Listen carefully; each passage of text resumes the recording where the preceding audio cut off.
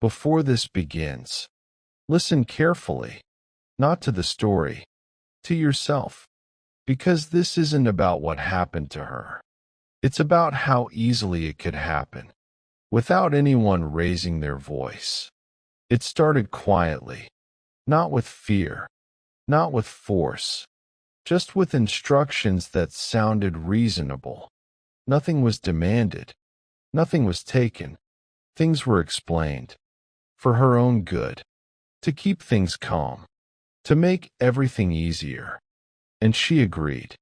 Of course she did. Because when control arrives politely, it doesn't feel like control. It feels like order. At first, nothing seemed wrong. The room was calm. The voices were measured. Paperwork moved where it needed to move. Decisions were made efficiently. She was told very little, but it didn't feel suspicious. It felt practical. She noticed the shift later, not in what was said, but in who spoke and who listened. There was no argument, no confrontation, just a change in weight. After that, she mostly listened. If you've ever been in a place where rules arrive slowly, where no single moment feels wrong, where choices are still technically yours, you already know how this works. Because people don't sound angry when they take control. They sound helpful. Nothing dramatic happened at first. No punishment. No threat. Instructions replaced requests. Schedules appeared where choices used to be. It was explained as care, as structure, as concern. Over time, repetition did the work fear usually does. She began to listen before she spoke. She adjusted before being corrected. She was told when to rest, when to eat, when to move. Not harshly, just consistently. And slowly, something shifted. Her life stopped feeling lived and started feeling managed. The first crack didn't look like rebellion. It appeared in the quiet spaces between words. A second voice, not loud, not defiant, just present, asking why, without demanding an answer. She didn't act on it. Not yet. But once you notice that you almost didn't listen, you can't unnotice it. Whatever had been quietly listening all this time realized it had been heard. From that moment on, something strange happened. She did exactly what she was told. Nothing more. Nothing less. When told to wait, she waited. Even when waiting caused discomfort. When told to stop, she stopped. Even when stopping left silence no one knew how to fill. She listened only for the words, not the intention behind them. Pauses lingered too long. Instructions were repeated, clarified, explained. Control depends on being understood without effort. And for the first time, it wasn't. The room noticed. Systems don't raise their voice when they correct you. They add more words. Care replaced punishment. Structure replaced space. No one said she was wrong. Nothing was accused. Listening began to feel heavy. If you've ever felt corrected without being named, you know the feeling. The consequence arrived on time. A schedule shifted by minutes. A pause became a delay. Because systems don't react to intention, they react to deviation. It answered correctly. And then, correction stopped arriving at all.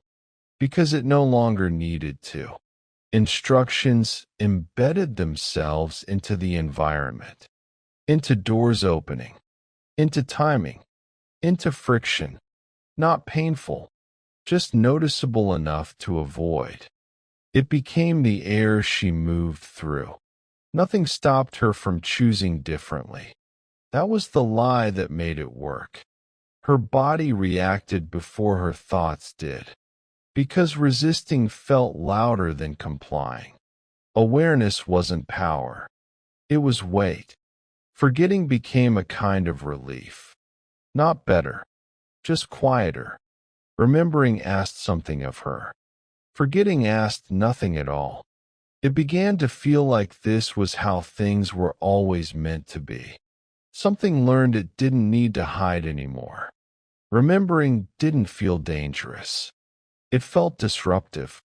She moved away from those moments without thinking, not from fear of punishment, but fear of effort. Comfort became fragile, and she guarded it carefully. Disruptions stopped feeling meaningful. They felt like clutter. Questions became expensive.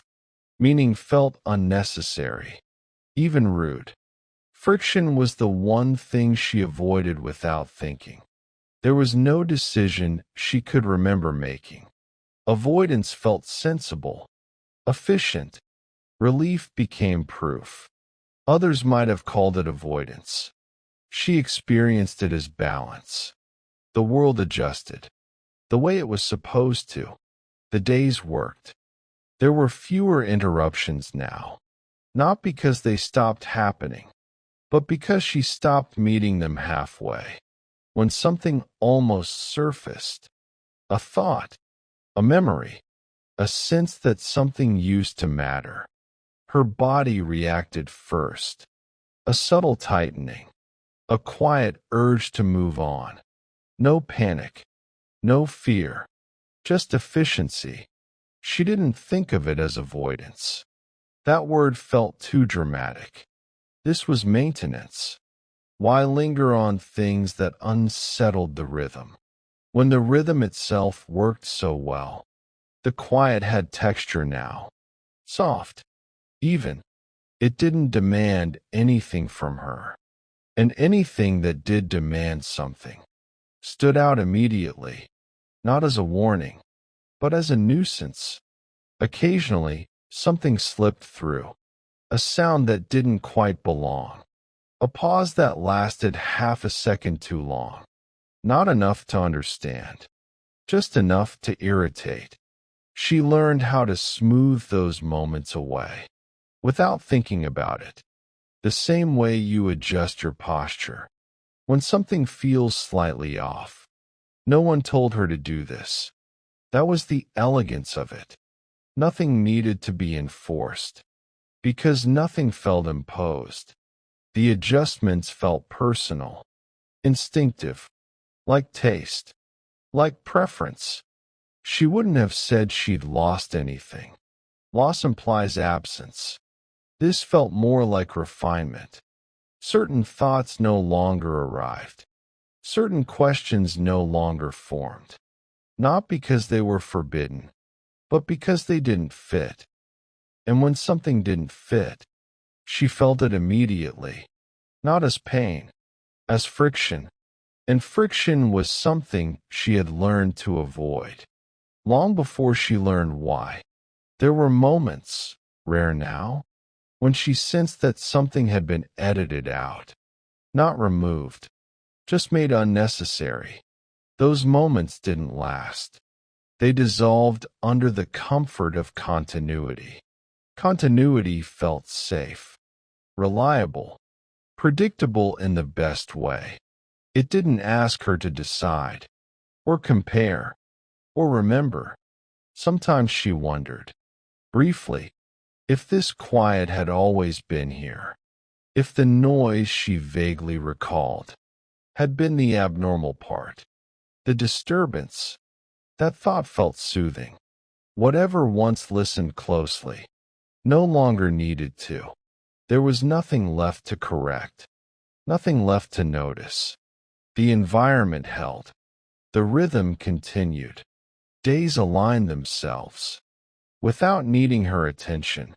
If something brushed the edge of awareness, it passed. If a pause threatened to stretch, it collapsed. The system didn't respond. It didn't have to.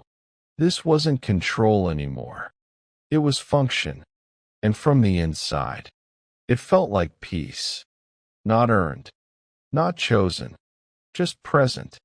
The days worked, and she moved through them, without resistance, without effort, without noticing the absence of either.